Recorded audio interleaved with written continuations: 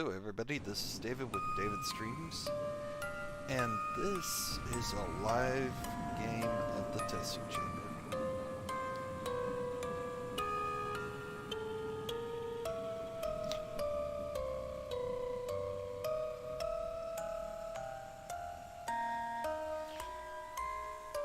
Now, I know we were doing the silent play before, but this time,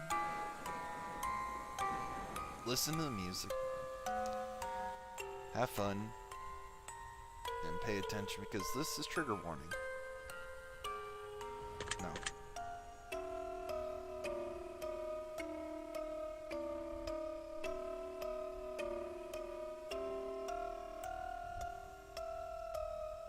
No.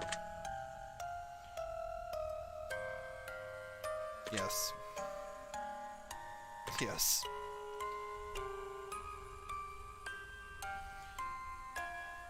No. No.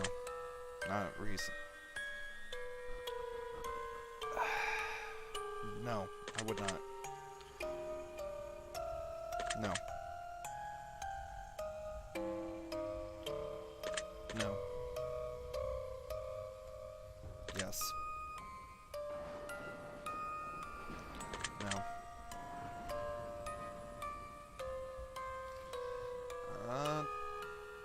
No, not really.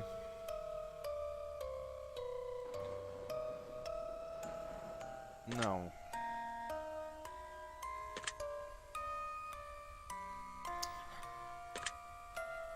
Yes. Yes. Thank you.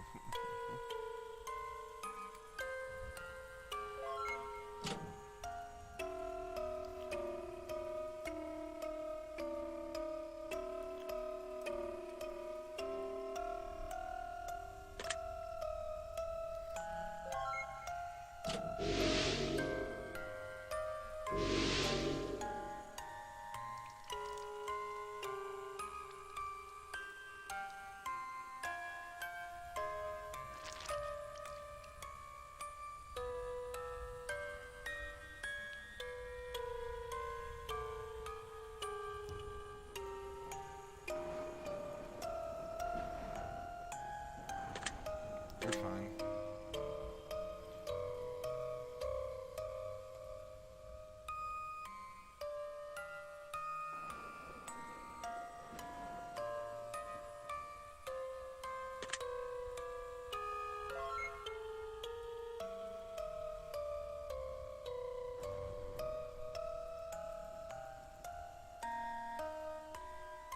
Mm-hmm.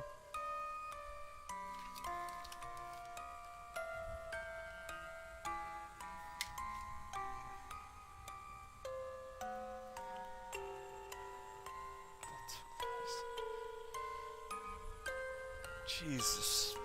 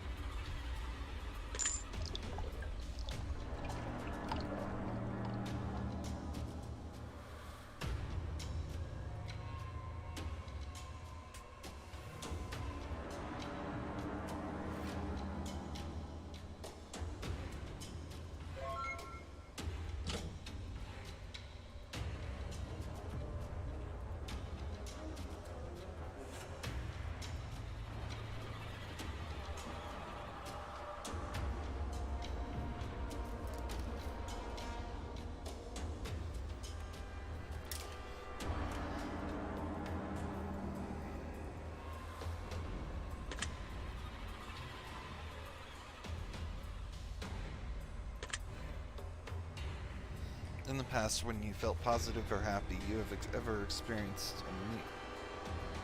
No. Yes.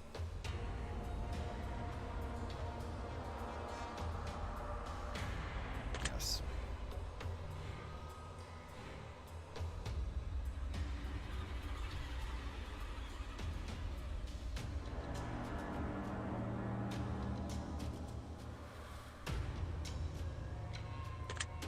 No.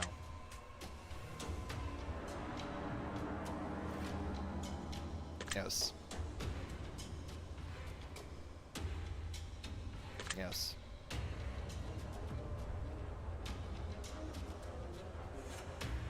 No.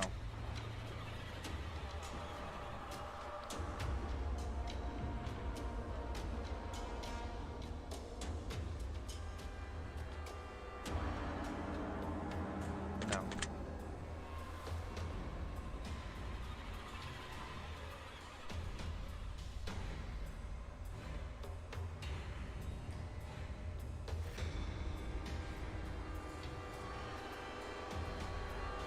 No.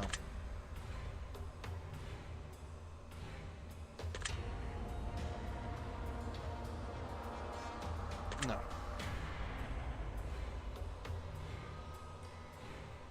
Yes. Yes, I have. Not really.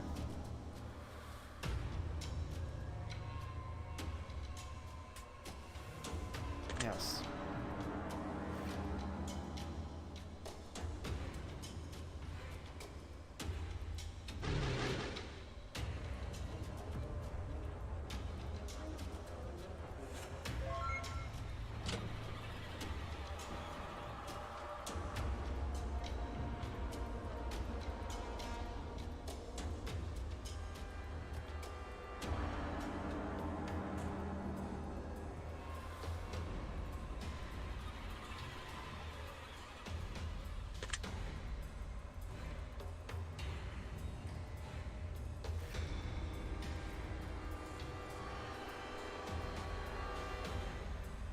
Yes.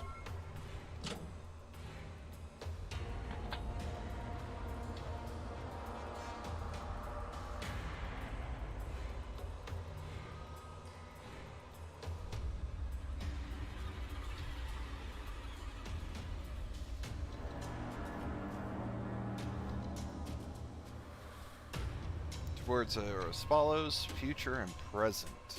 Future.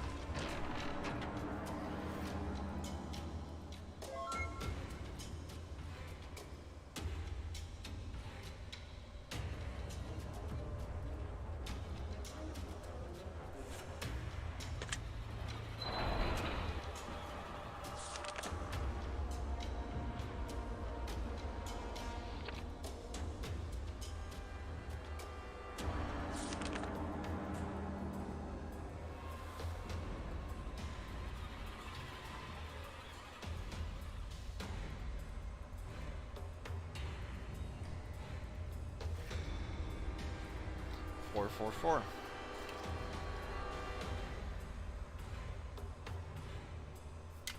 Interesting.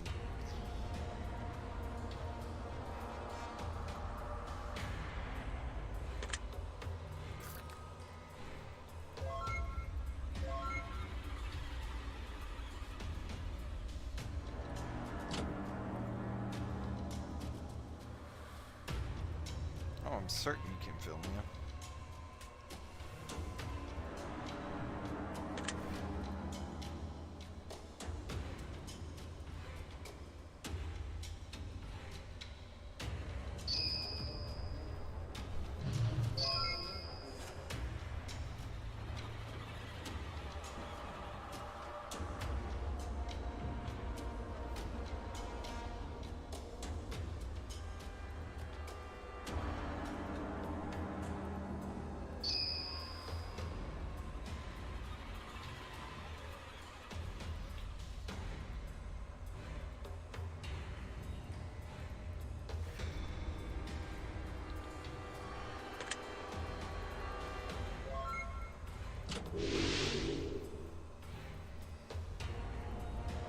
Come on.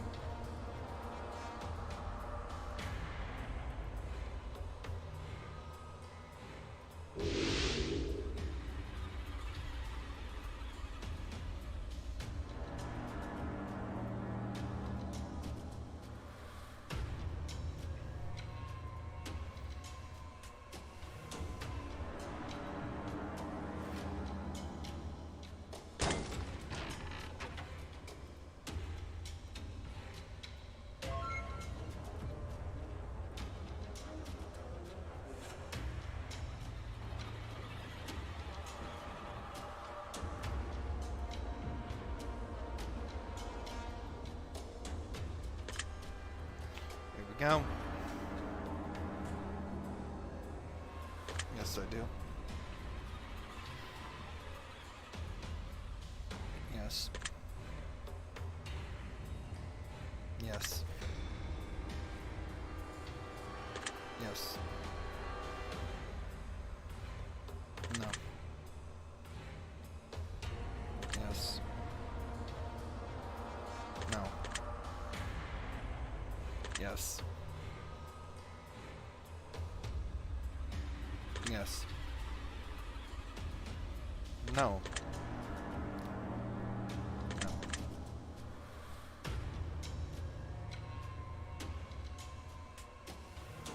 No. No.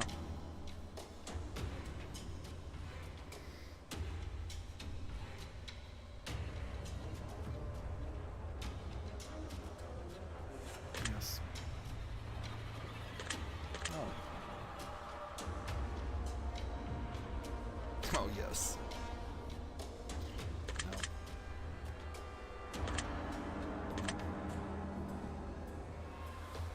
Yes. No.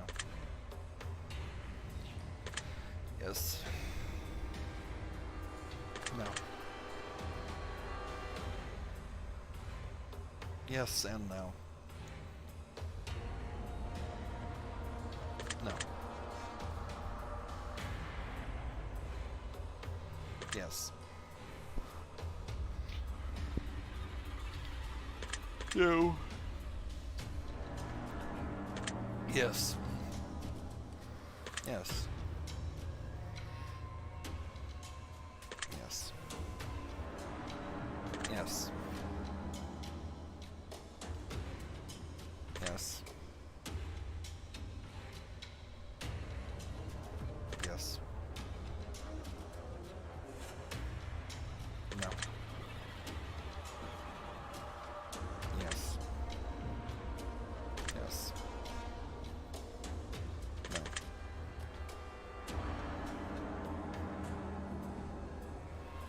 Yes. Yes. No. No. Yes.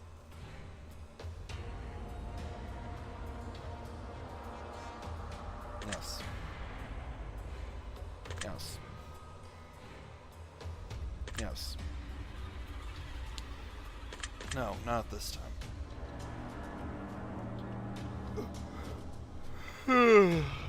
No, I found him.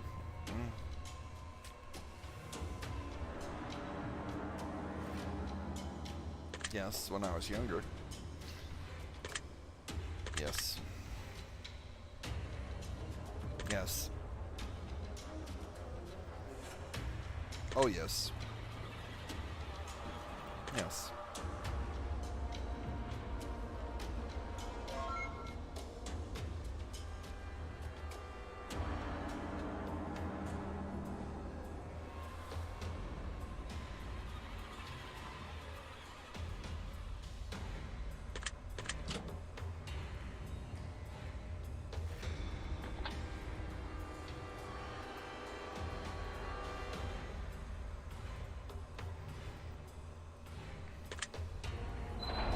There we go.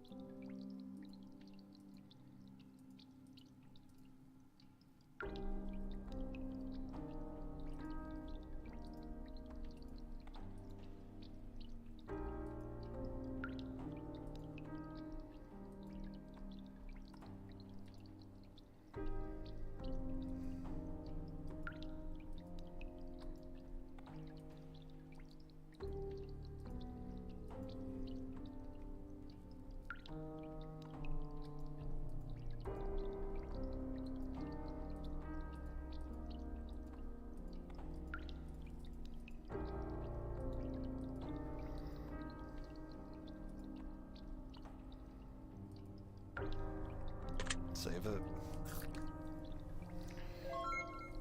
Hey there, welcome.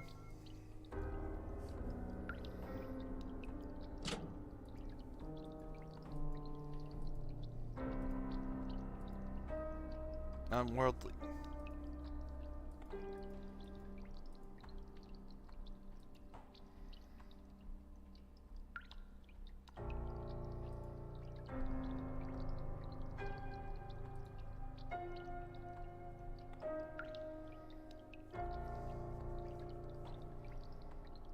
I've been expecting you, Wonderler. At long last, you've arrived.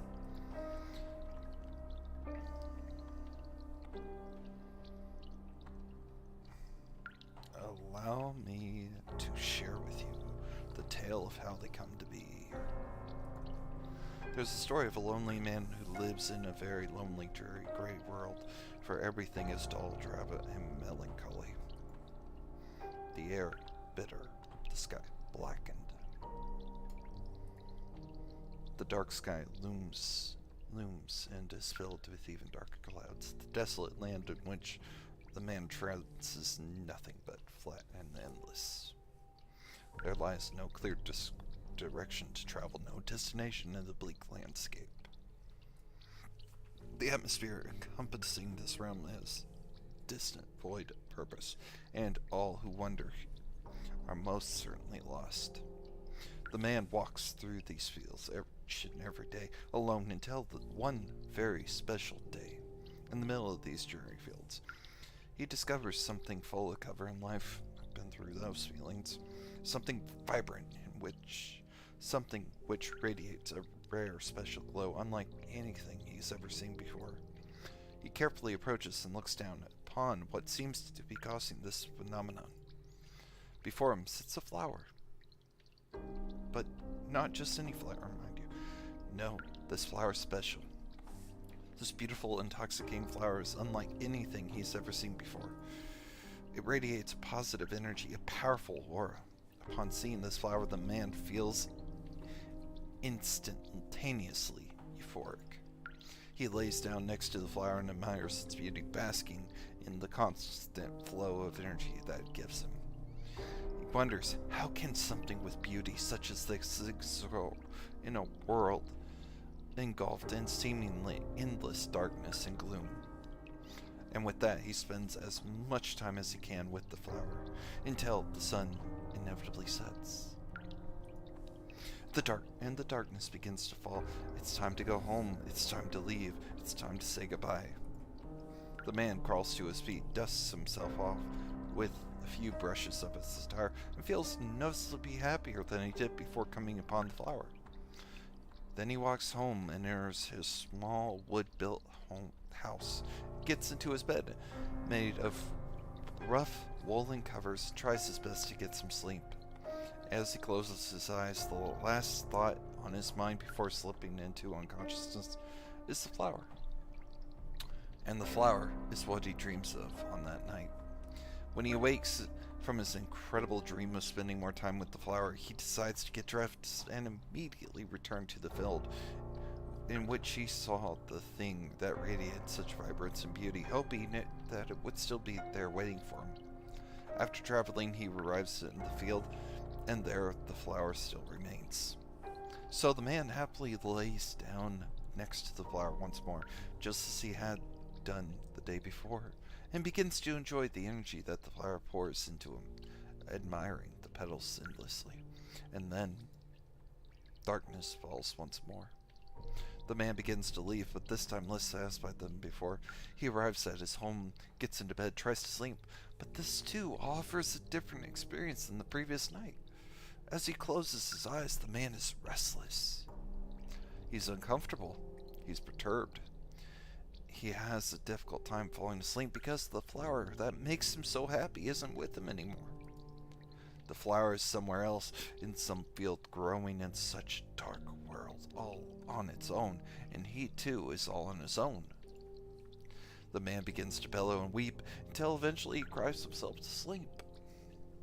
He wakes in the morning, immediately gets dressed in whatever clothing he can find, and bolts out the door to the field, not slowing his pace even for a moment until he arrives. He leaps to the dirt and lays with the flower all day long, enjoying the energy that it radiates, just like he did in the days prior.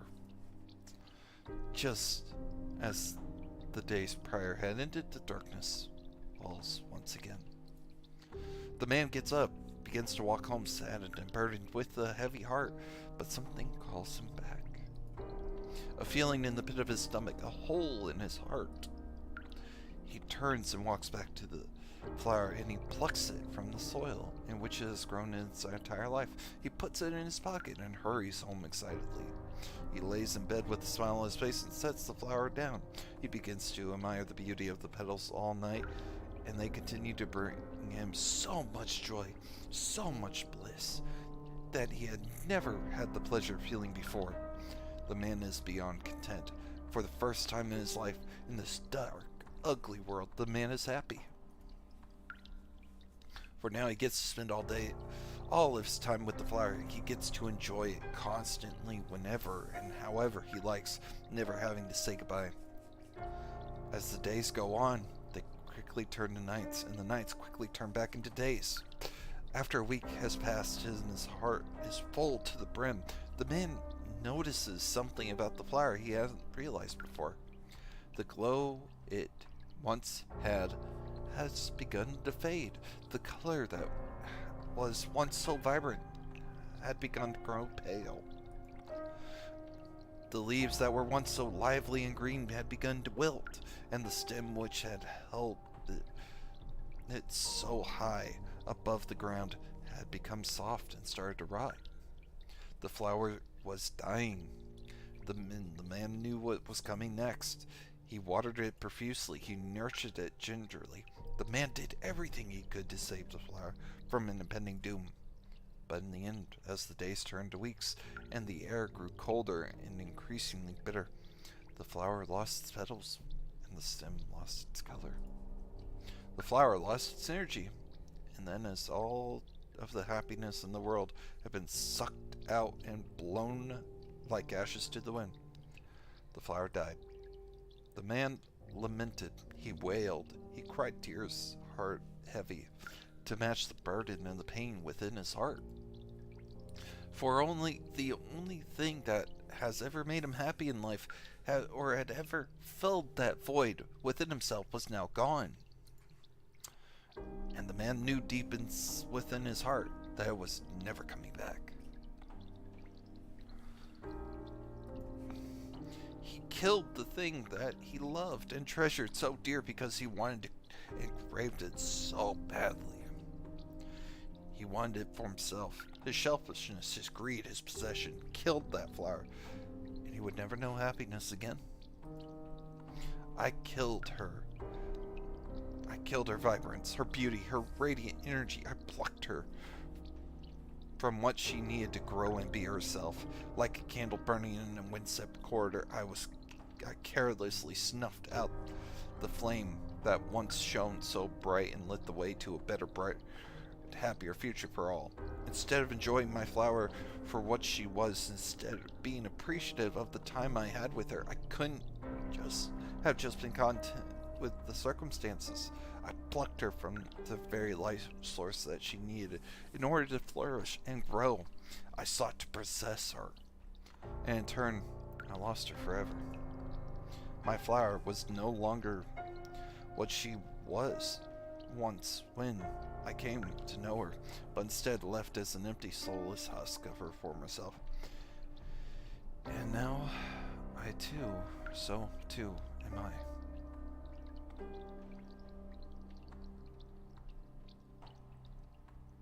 If only I sought to appreciate rather than possess, she would still bless this world with her radiant beauty. My beautiful, unique, rare flower. The only thing that ever brought me joy. And now I sit alone, all alone, on top of my throne of nothing, a crown on top of my head of emptiness, only to match my heart. Isn't it funny? If I had not been so selfish, I could have had it all. But because all is what I wanted, nothing is what I got. I deserve my emptiness. I implore you to heed my warning. If you make the same mistakes that have wrought me this life of misery, then you will surely deserve the same fate that hath begotten this old bitter lonely king. Now leave your petals upon the table.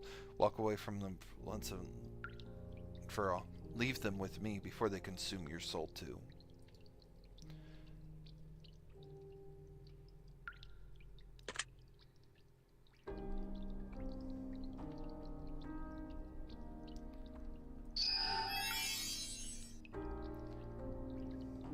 You are wise beyond your years. You are smarter and better than I could have ever hoped to be.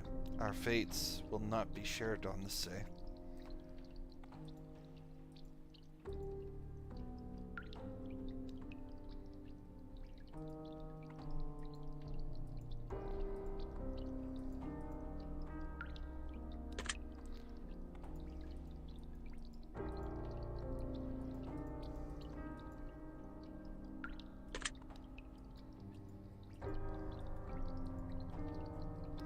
When you're feeling pain, take the time to ponder what's hurting, why it's hurting, what have you done to deserve it, and how you got into the position you are in. Life is trying to teach you a very valuable lesson. You will be forced to relearn this lesson over and over again if you do not take to learn properly the first time. Oh, yes.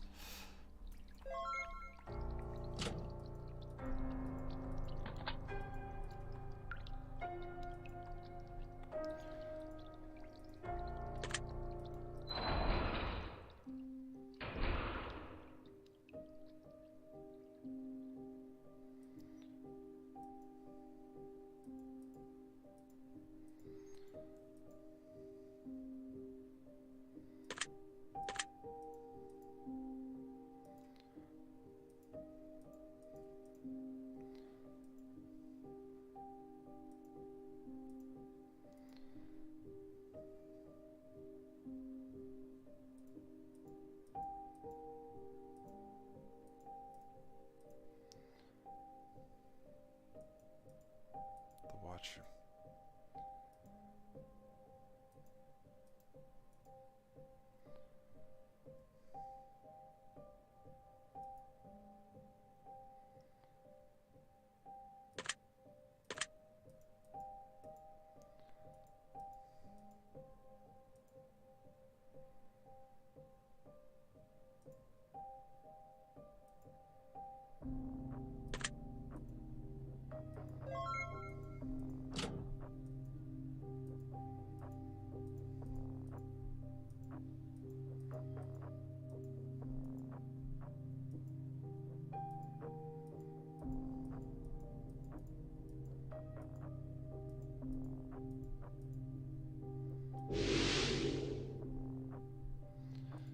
This is it, Wanderer.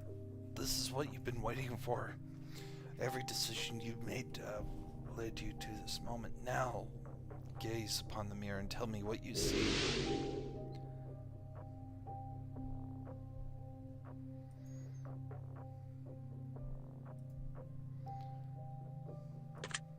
Let's look.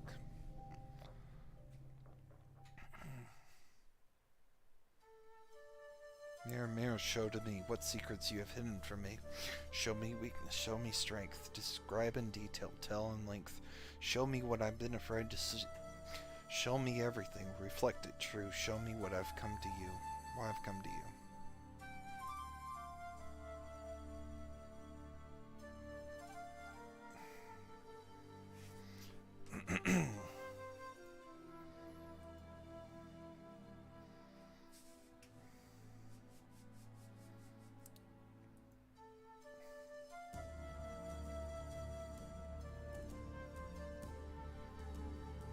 The reflection of the sheep is an interesting reflection to be shown.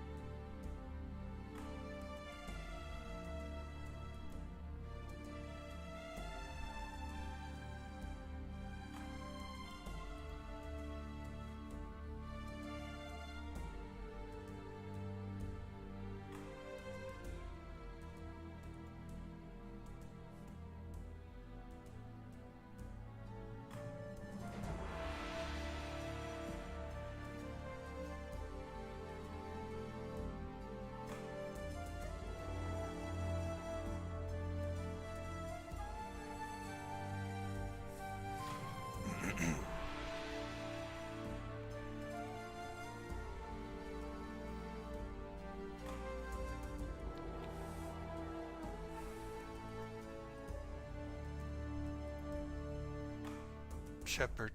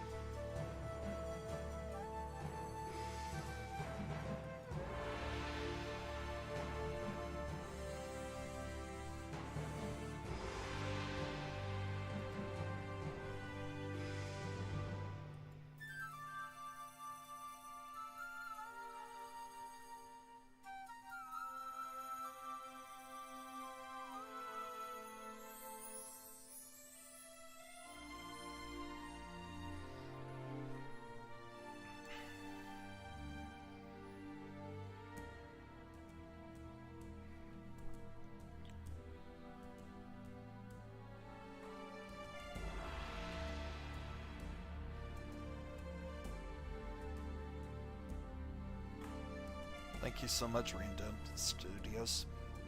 Thank you for such an amazing game set.